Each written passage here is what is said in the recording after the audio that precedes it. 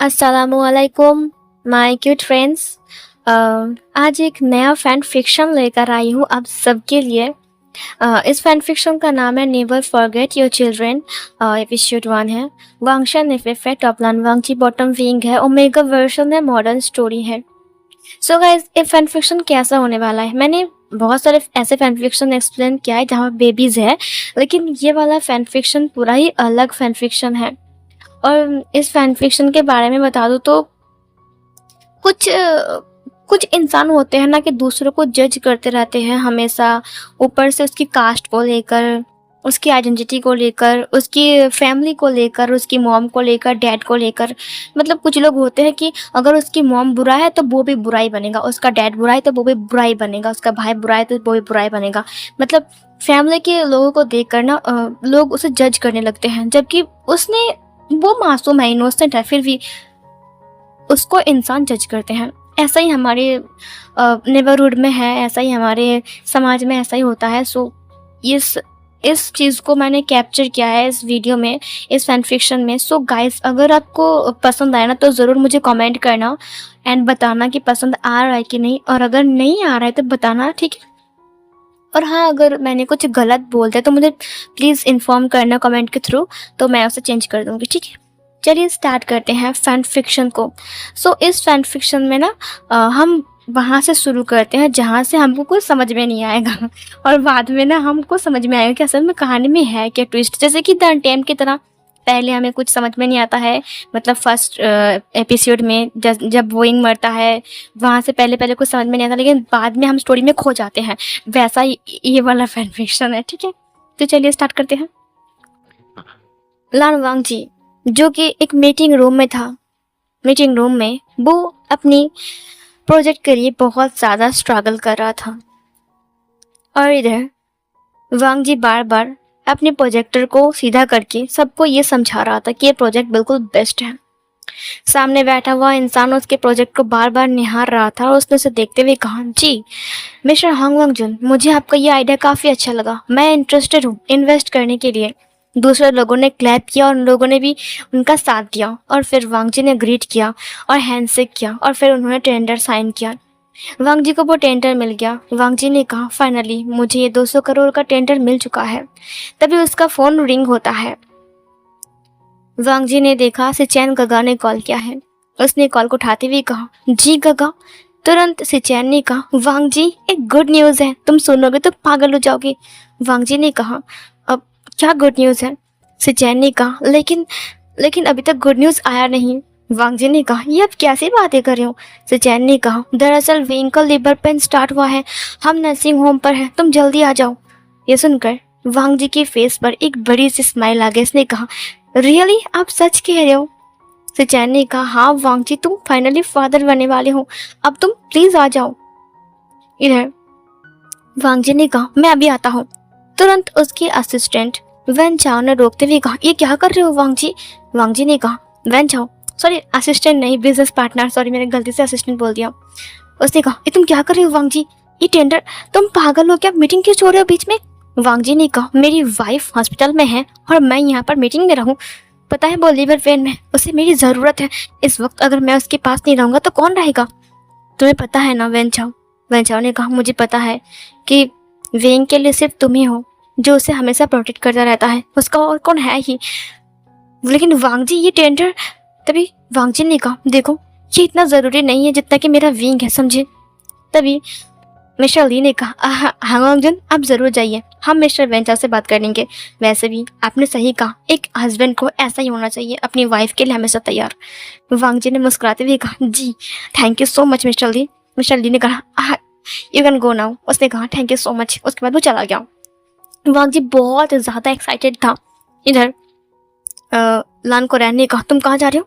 वांग जी रुक गया। उसने कहा, अब वो अंकल मैं। उसके कदम रुक गए। कोरैन ने कहा, मीटिंग रूम थी ना, कहाँ जा रहे तुम? वांग जी ने कहा, अब विंग को लेबर पेन स्टार्ट हुआ है। कोरैन ने कहा, हाँ तो? वांग जी ने कहा, वो हॉस्पिटल में है। कोरैन ने कहा, हाँ तो क्या हुआ? क्या डॉक्टर नहीं है, नर्स नहीं है? तो जाना पड़ेगा। वांग जी ने कहा, क्या मतलब है अंकल? वो मेरी वाइफ है, ये मेरा फर्ज है कि मैं उसके पास रहूं। अभी वो दर्द में झूल रहा है कुरैन ने कहा तुम कहीं नहीं जाओगे, चुपचाप मीटिंग रूम में चलो। वांग जी ने कहा मैं नहीं जाऊंगा, मैं विंग के पास जाऊंगा। कुरैन ने कहा मेरी बात सुनो वांग जी। वांग जी ने कहा मैंने आपसे कहा ना कि मैं विंग के पास जाऊंगा, मेरी विंग को बहुत ज़रूरत है अभी, समझे कि नहीं आप। कुरैन ने कहा और इस मीटिंग को ज़रूरत नहीं है तुम्हारी। वांग जी ने कहा उसके लिए आप हो और वैन चाओ भी है। ये बोलकर वो वहां से चला गया। कुरैन ने कहा मेरी बात सुनो वांग जी। वांग जी ने कहा मैं जाऊंगा, आप मुझे चाहकर भी नहीं रोक सकते। वांग जी चला गया वहां से। वांग जी अपनी कार में था, सीट बेल्ट को लगाते हुए कहा मैं आ रहा हूँ विंग, मैं अपने बच्चे से मिलने आ रहा हूँ, मैं आ रहा हूँ इधर।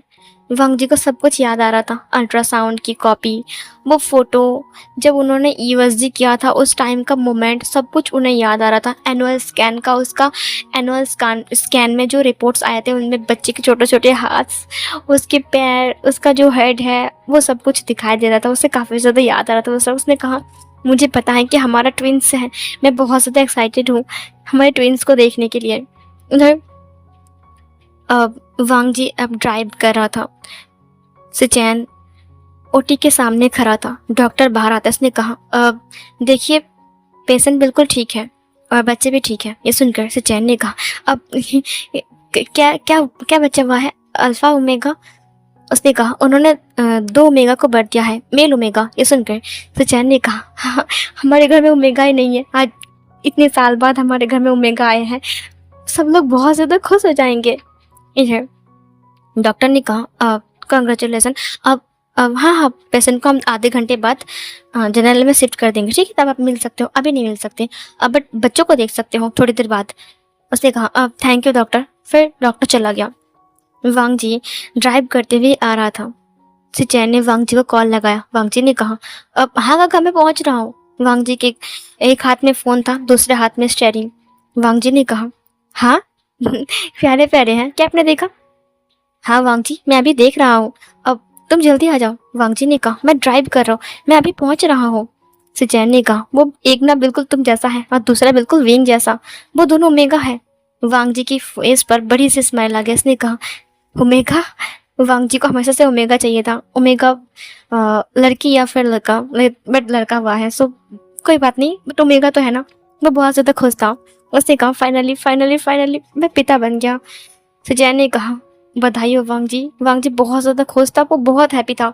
लेकिन लेकिन लेकिन लेकिन जैसे उसने फ़ोन की तरफ देखा और कॉल को कट किया और जब सामने की तरफ देखा तो एक बड़ी सी ट्रक सीधा आकर उसकी कार के साथ टक्कर हो जाती है। मतलब वांग जी की कार को कुचल देता है पूरी तरीके से और कुछ सुनाई नहीं देता, बस एक जोर सा धमाका सा साउंड और लोगों की चीखना चिल्लाना, वहां पर दौड़ कर आना।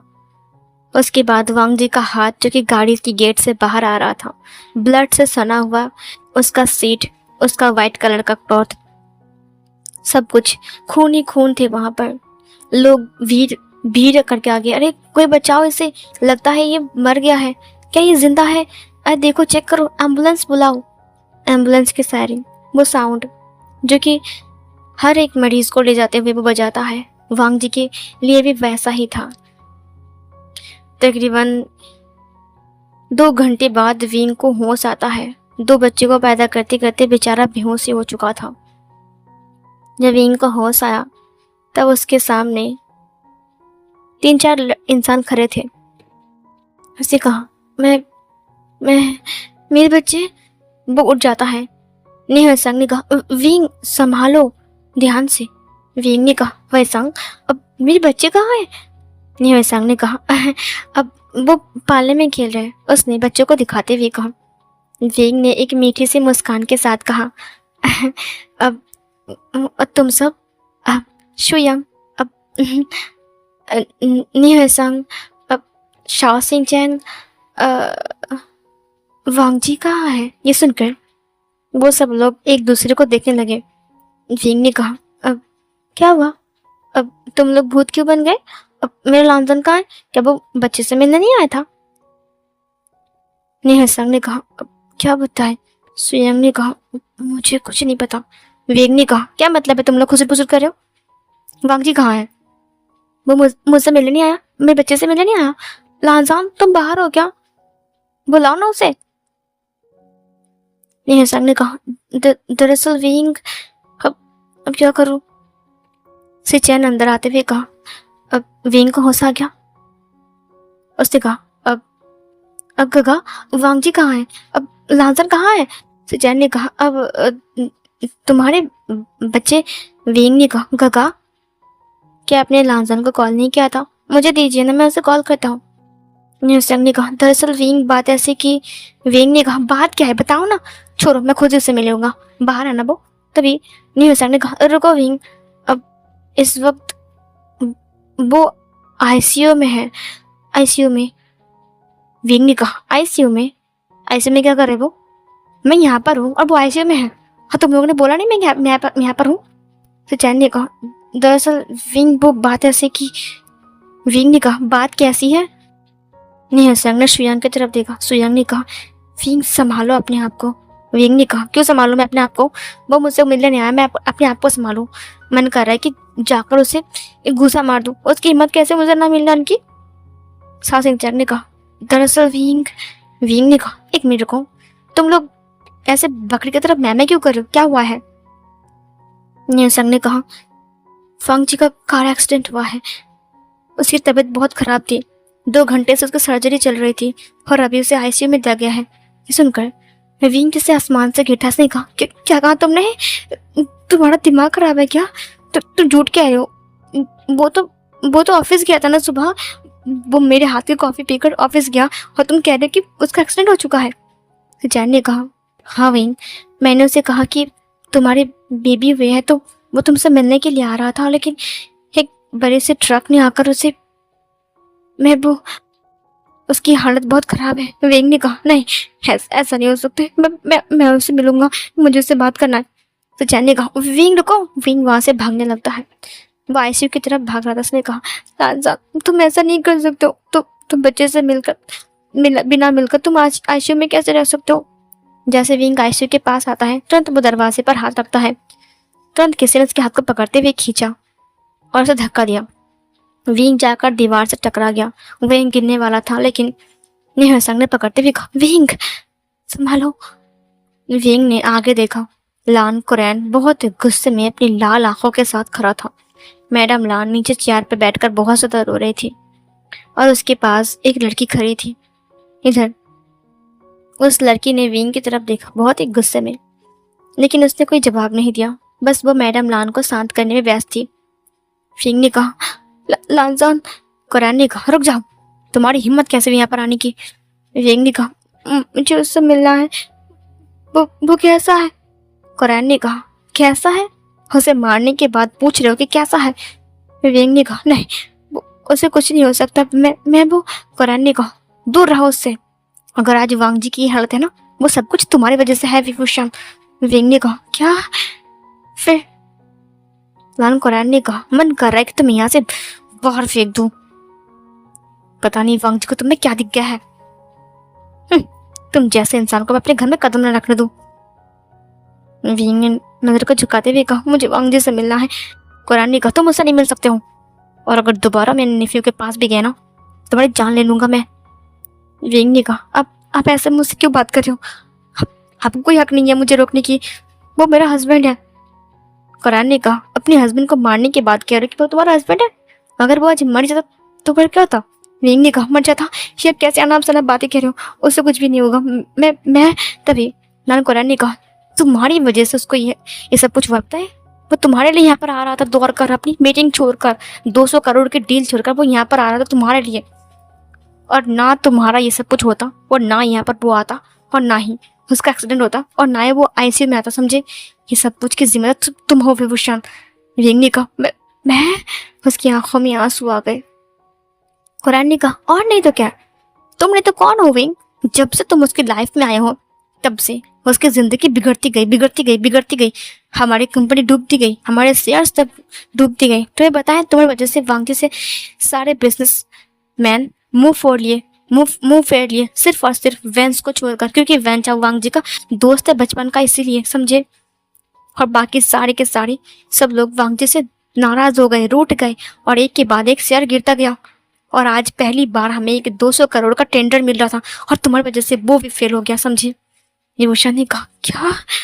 सिचैन ने कहा, अंकल को टेंडर। उसने कहा, नहीं मिला। वांग जी वहां से आ गया और उसने वेंचा को समझाने के लिए कहा, लेकिन वेंचा ने जो समझाया उन्हें पसंद नहीं आया और उन्होंने कैंसिल कर दिया।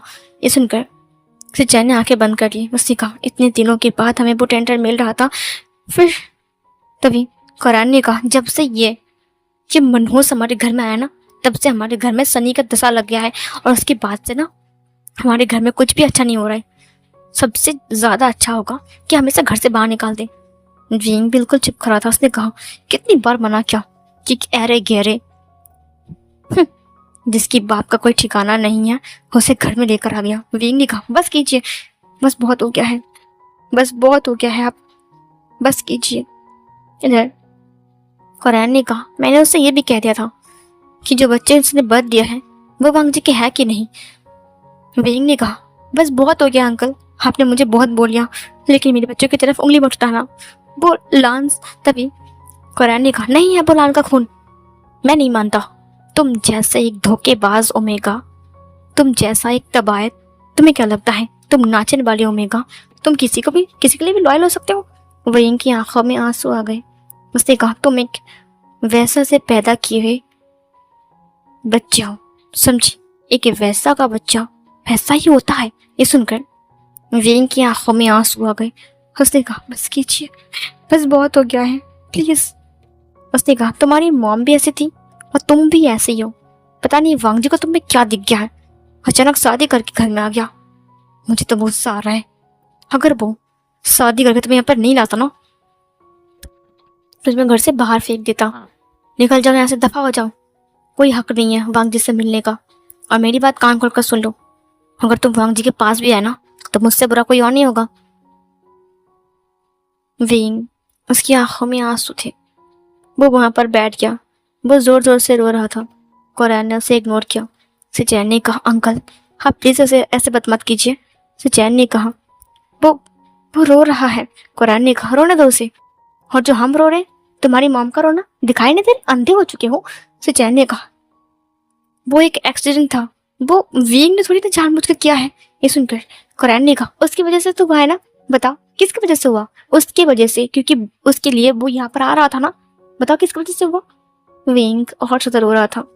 विंग ने कहा, बस कीजिए, प्लीज बस कीजिए, बस बहुत हो गया है, मैं और नहीं सुन सकता। निहर ने कहा, उठो विंग, चलो यहाँ से। विंग ने कहा, मैं नहीं जाऊंगा, मुझे लानजान से मिलना है। कुरैन ने कहा, बैठे रहो, मैं भी यहाँ पर खड़ा रहता हूँ, मैं देखता हूँ मेरे होते हुए तुम्हें कौन अंदर लेकर जाता है। विंग, उसकी आंखों में और आंसू आ गए।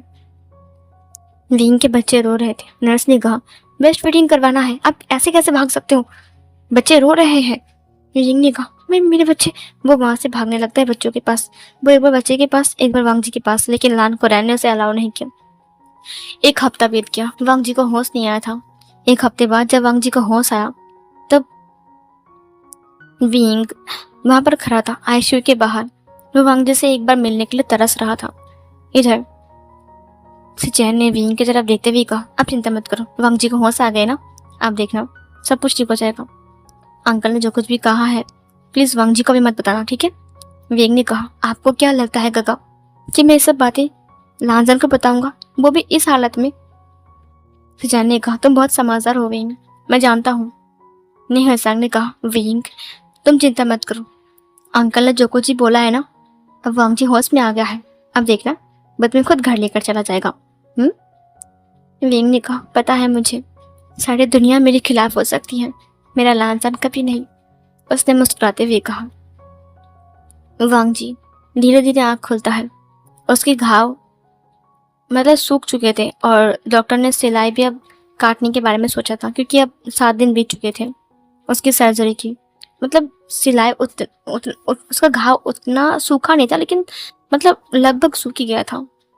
इधर डॉक्टर ने कहा, मेडिसिन ने काम किया, हमने 2x मेडिसिन उसे प्रोसेस में किया और फिर मिस्टर लान को जल्दी होश आ गया और उसके घाव में धीरे धीरे करके भर रहा है। आप चिंता मत कीजिए, वो जल्दी रिकवर हो जाएंगे। कुरैन ने कहा, वांग जी इधर उधर देखता है। उसने कहा, मैं उसने अपने सिर को पकड़ लिया। विंग आईसीयू के बाहर दरवाजे के सामने हाथ रखकर खड़ा था। वो बस वांग जी को एक बार देखने के लिए तरस रहा था। लेकिन वो वांग जी को देख नहीं पा रहा था। एक तो डॉक्टर, 2 नर्स, उसके बाद लान कुरैन, लान से चैन, मैडम लान और वो लड़की, वो सब लोग अंदर थे। विंग ने कहा, मैं क्या लानजन से एक बार नहीं मिल सकता? शुयांग ने कहा, विंग तुम फिक्र मत करो, वांग जी खुद तुमसे मिलने आएगा। वांग जी ने कहा, मॉम। उसने मैडम लान की तरफ देखा। मैडम लान रोते हुए वांग जी को हक कर लेते। उसने कहा, ऐसा क्यों किया बेटा तुमने? तुम्हें पता है अगर तुम्हें कुछ हो जाता तो फिर मैं मर जाता। वांग जी ने कहा, मुझे क्या हुआ था? ये सुनकर कुरैन ने कहा, अब तुम्हारी कार एक्सीडेंट हुई थी वांग जी।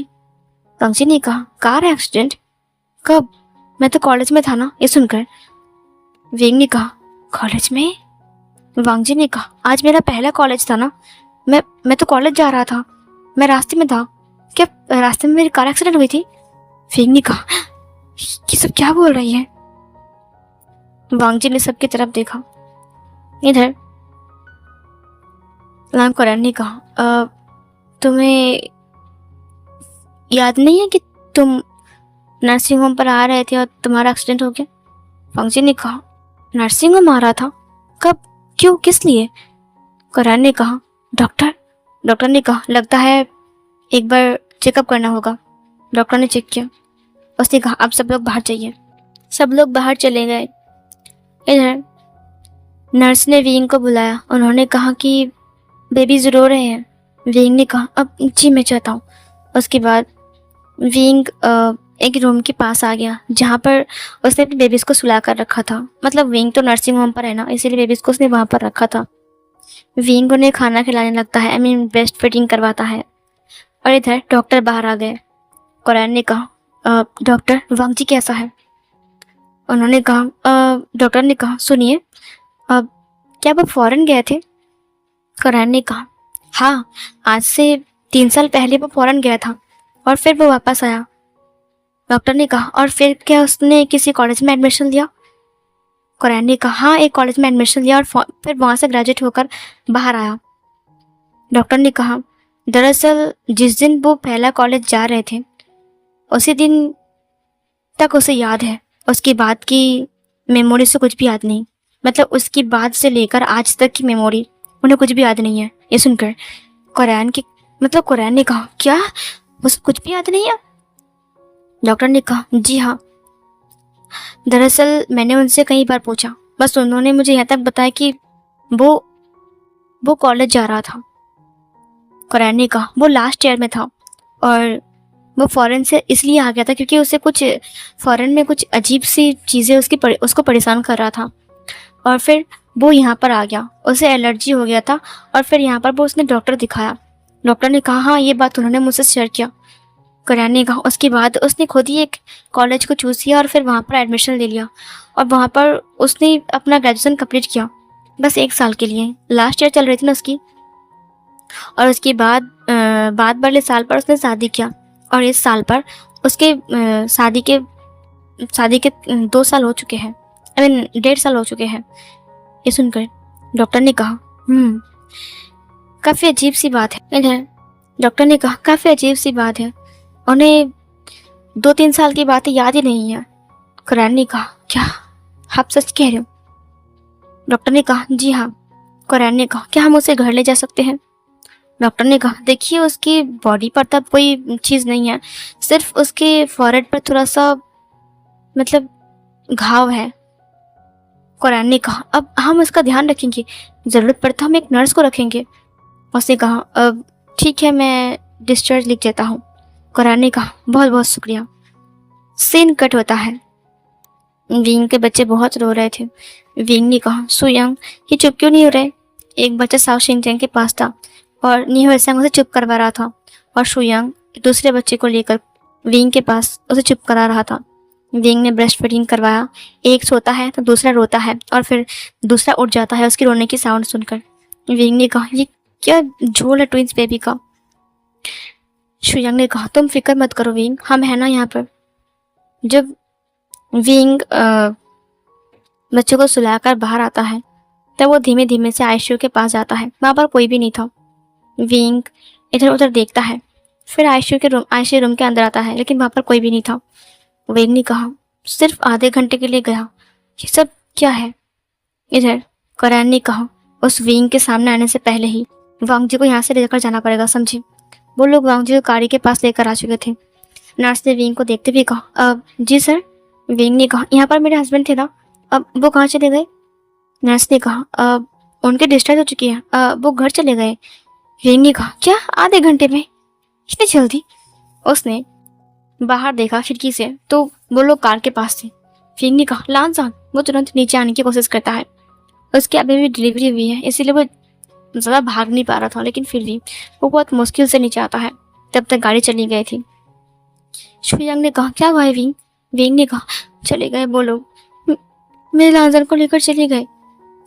शुयांग ने कहा, तुम फिक्र मत करो विंग, हम जाएंगे ना, अब हम उससे बात करेंगे। लगता है वांग जी की हालत बहुत खराब है ना, इसीलिए। अब उसने तुम्हारे बारे में नहीं पूछा, उसको लगता होगा तुम घर में हो। विंग ने कहा, सही कहा तुमने, मुझे उससे बात करना चाहिए। वो अपने बच्चे को लेकर बाहर आता है। वो लोग एक कैब बुक करते हैं और फिर लान मेंशन के लिए निकल जाते हैं। मैडम लान ने कहा, हम विंग को छोड़कर आ गए, और अब क्या होगा? कुरान ने कहा, क्या होगा मतलब? अब देखो, कोई ज़रूरत नहीं है विभूषण की, समझे?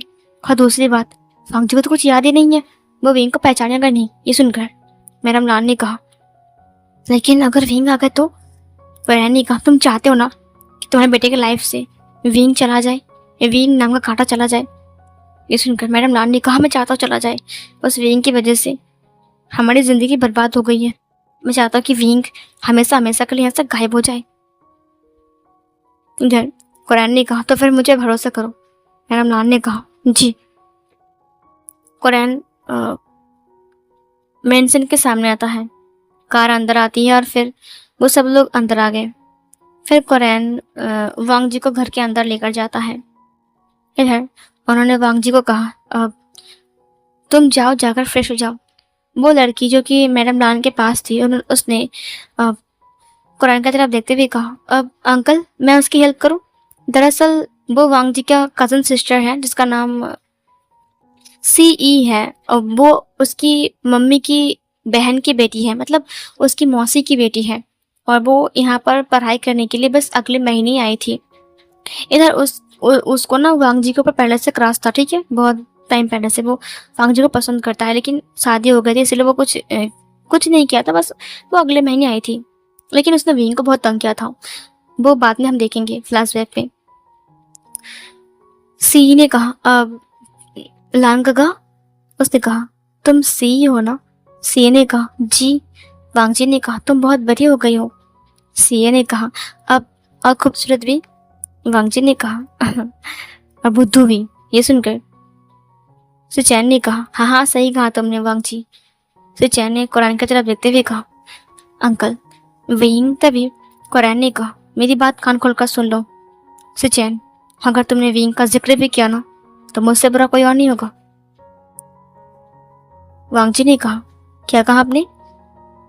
अंकल कुरान ने कहा, कुछ नहीं वांग जी, तुम जाओ फ्रेश हो जाओ, ठीक है, और आकर हम सब साथ में लंच करेंगे, ठीक है? अब सुनो, आज सब कुछ वांग जी का फेवरेट होगा, समझे कि नहीं? मेट्स ने कहा, जी। वो सब लोग खाना बना रहे थे।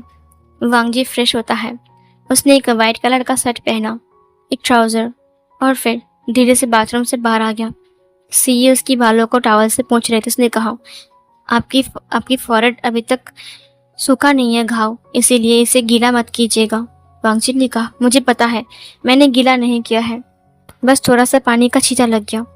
सी ने कहा, गगा वैसे आपको क्या लगता है? वांग जी ने कहा, क्या मतलब? सी ने कहा, आपने कहा था ना कि अगर मैं यहाँ पर पढ़ाई करूँगी तो आप मेरी हेल्प करोगे पढ़ने में, कि आप मुझे ट्यूशन नहीं पढ़ाओगे? वांग जी ने उसे देखते हुए कहा, मैं? उसने कहा, हाँ हाँ आपने कहा था ना। वांग जी ने कहा, मैंने कहा था। सी ने कहा, आप भूल गई? वांग जी ने कहा, डॉक्टर ने भी कहा कि मैं बहुत कुछ भूल चुका हूँ। सी ने कहा, लगता है भूल गए हो कि आप मुझे पसंद करते थे। वांग जी ने कहा, पसंद तुम्हें? उसने सी की तरफ देखा। सी ने कहा, हाँ आपने मुझसे कहा था कि मैं आपको पसंद हूँ, और इसलिए आप चाहते हो कि मैं आपके घर आ जाऊं पढ़ाई करने के लिए। वांग जी ने कहा, आई एम सॉरी सी, बट मुझे ऐसा नहीं लगता। ये बोलकर वो खड़ा हो गया। सी ने कहा, लेकिन लंगा आपने कहा था। वांग जी ने उसके हाथ को देखते हुए कहा, मेरा हाथ छोड़ो। सी ने कहा, लंगा आप ऐसा नहीं कर सकते हो, आपने मुझे यहाँ पर खुद बुलाया इसलिए मैं यहाँ पर आया। वांग जी ने कहा, हरगिज नहीं, तुम्हारे लिए मेरे दिल में ऐसा कोई फीलिंग से नहीं है, समझे। उसने कहा, लंगा। वांग जी ने कहा, मेरा हाथ छोड़ो। सी ने उसका हाथ छोड़ दिया। वांग जी ने उसके हाथ को छुड़ा लिया। तभी विंग अंदर आने की कोशिश करता है। गार्ड्स ने कहा, सर आप यहाँ पर। विंग ने कहा, मैं वो अंदर आ गया। उसके साथ शुयांग, शाओ सिंचैन और निहा सांग भी। इधर दरवाजा नॉक होता है। मैडम लान ने कहा, अब कौन आया, जाओ जाकर देखो। मेड ने दरवाजा ओपन किया। विंग ने कहा, लाजान। वो तुरंत अंदर आ गया। कुरैन ने कहा, हे रुक जाओ, तुम अंदर कैसे आ गए, कौन घुसने दिया तुम्हें। विंग ने कहा, मतलब क्या है आपका, क्या मेरा हस्बैंड का घर है, मैं कभी भी आ सकता हूँ। कुरैन ने कहा, है नहीं था। विंग ने कहा, क्या मतलब है आपका। हाँ आप ऐसे कैसे बोल सकते हो, था मतलब मेरा हस्बैंड अभी जिंदा है, था मतलब क्या है। इस बात को सुनकर कुरैन ने कहा, समझो कि मर गया है। विंग ने कहा, बकवास बंद कीजिए, मुझे वांग जी से बात करना है, लाधन को बुलाए।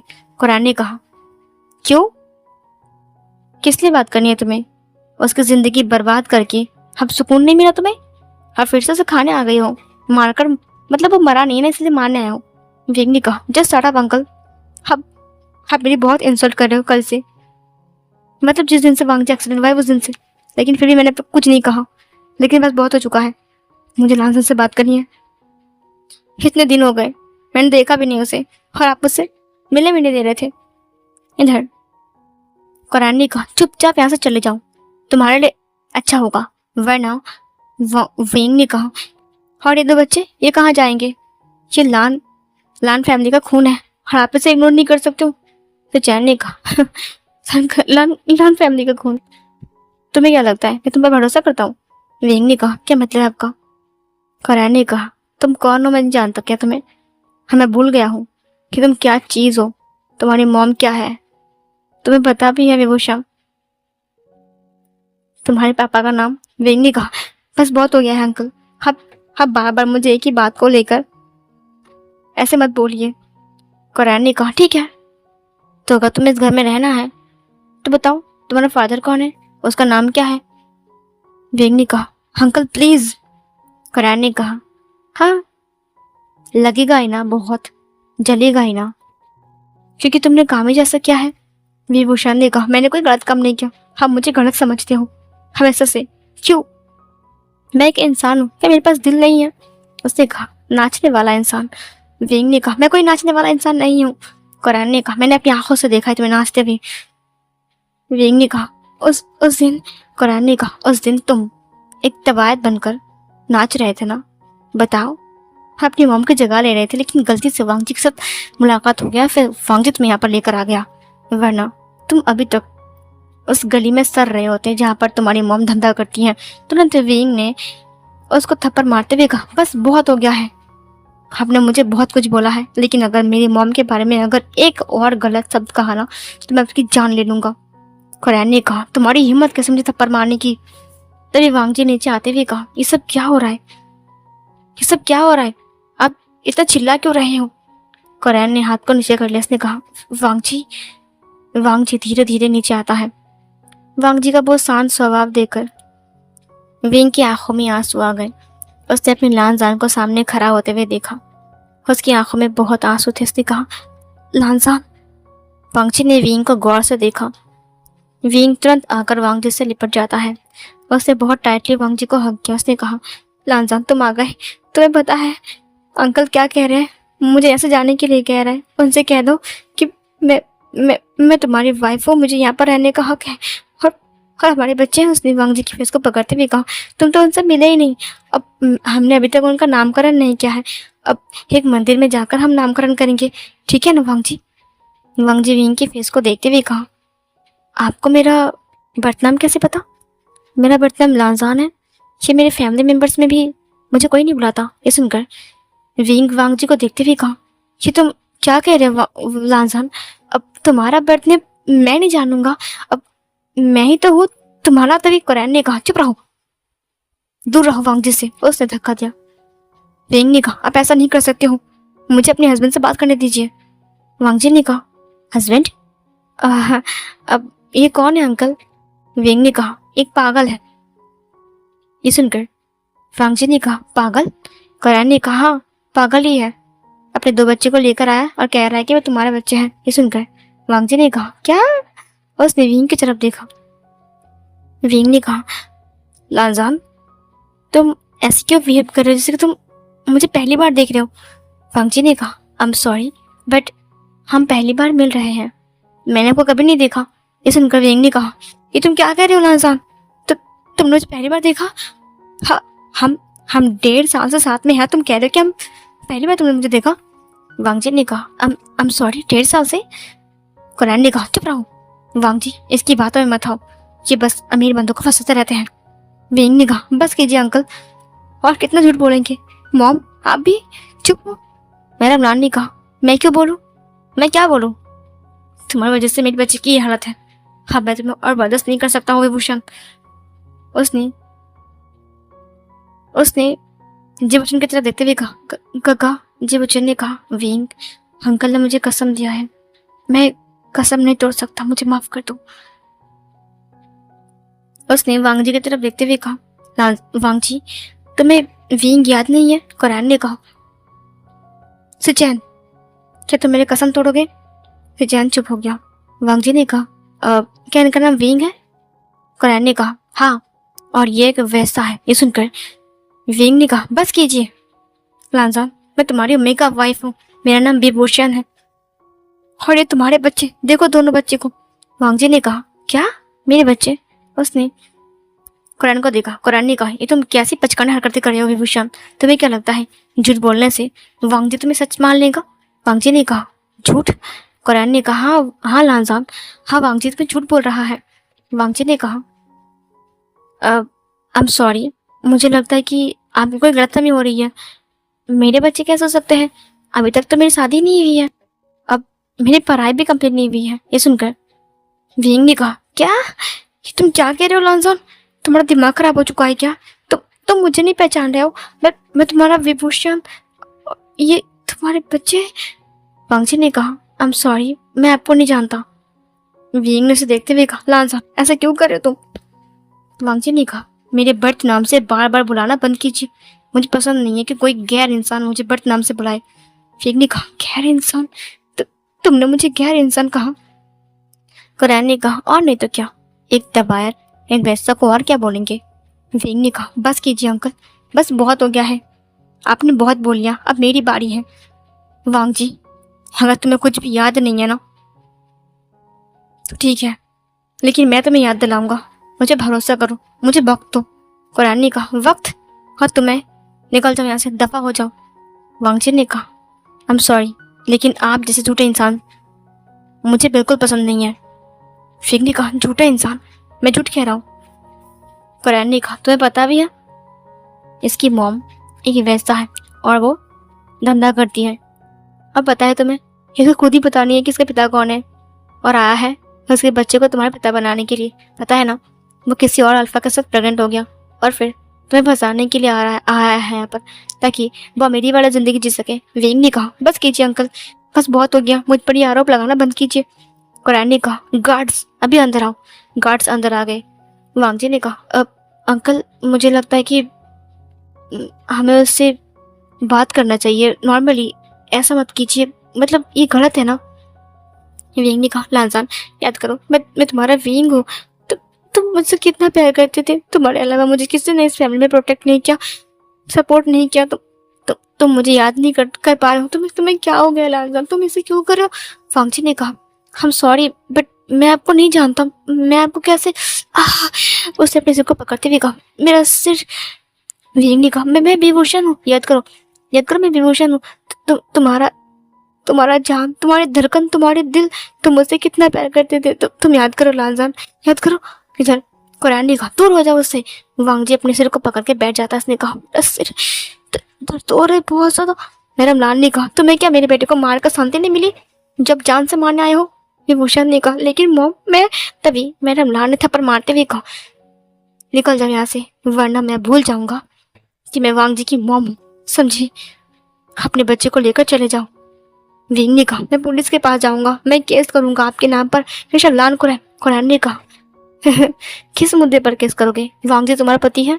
विभूषण, तुम भूल गए हो, अभी तक तुम दोनों की कोर्ट मैरिज नहीं हुई थी, सिर्फ शादी हुई थी मंदिर में, समझे? विंग पीछे हटते हुए कहा, आप इसका फायदा उठा सकते हो। कुरैन ने कहा, ऑफ कोर्स उठाऊंगा, ये मेरी मर्जी है। मैडम लाल ने कहा, निकल जाओ यहाँ से, थोड़ी वजह से मेरा बेटा घुर घुर कर मर रहा है, तुमको दिखाई नहीं दे रहा वो कितनी तकलीफ में है? चले जाओ, वो तुम्हें देख कर और तकलीफ में आ जाएगा। विंग ने कहा, लेकिन मेरे बच्चे, मॉम प्लीज ऐसा मत कीजिए, मैं गाँव जाऊंगा। मैडम लाल ने कहा, तुम बाहर में जाओ या फिर अपनी मॉम के पास जाओ और धंधा करके इस बच्चे को पाल लेना, और वैसे भी ये मेरे बच्चे का खून नहीं है, समझे? विंग ने कहा, आप क्या कह रहे हो? मैं सच कह रहा हूँ, मैंने लालजान के अलावा किसी और दूसरे अल्फाज के साथ कोई मीटिंग नहीं की। आप क्यों नहीं समझते? आप लोग मुझे क्यों गलत समझ रहे हो? कुरैन ने कहा, तुम क्या समझ को, हम सही समझे, सोचा भी कैसे विभूषण? फिंग ने कहा, बस बहुत हो गया है अंकल।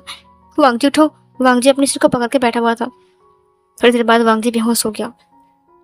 कुरैन ने विंग को थप्पड़ मारा और फिर गार्ड से उन्हें धक्के मार के बाहर फेंक दिया। वांग जी अपनी रूम में था, उसे नाइटमेयर्स आ रहे थे, उसे बिल्कुल भी अच्छा नहीं लग रहा था। उसे बार बार विंग की आवाज़ आ रही थी, लालजान मैं अंधेरे में हूँ, मुझे बाहर निकालो, मुझे कुछ दिखाई नहीं दे रहा है। वांग जी उठकर बैठ गए। उसने कहा, कौन थे? ये किसका साउंड था? बहुत जाने पहचाने से, जैसे कि मुझे बुला रहा है। मैं क्या करूं? उसको पसीने आ रहे थे। मैडम लाल उसी वक्त रूम में आ गई। उसने कहा, वांग जी बेटा तुम्हें होश आ गया? उसने वांग जी को पकड़ लिया। वांग जी ने कहा, मॉम कोई मुझे बुला रहा है, वो बहुत दर्द में है। मैडम लाल ने कहा, सब कुछ ठीक हो जाएगा बेटा, सब ठीक हो जाएगा, शांत हो जाओ, शांत हो जाओ। वांग जी आंखें बंद कर लेता है और ये वाला पार्ट यहीं पर एंड होती है। सो फिर गाइस अगला पार्ट देखते हैं और आपको यहाँ पर विंग की मुश्किल ज़िंदगी दिखने को मिल सकती है, लेकिन हाँ उसकी मुश्किल ज़िंदगी बहुत जल्द ख़त्म भी हो जाएंगी, क्योंकि विंग की ज़िंदगी में एक नया मोड़ आने वाला है। और अभी के लिए ये वाला पार्ट मैं यहीं पर एंड करती हूँ।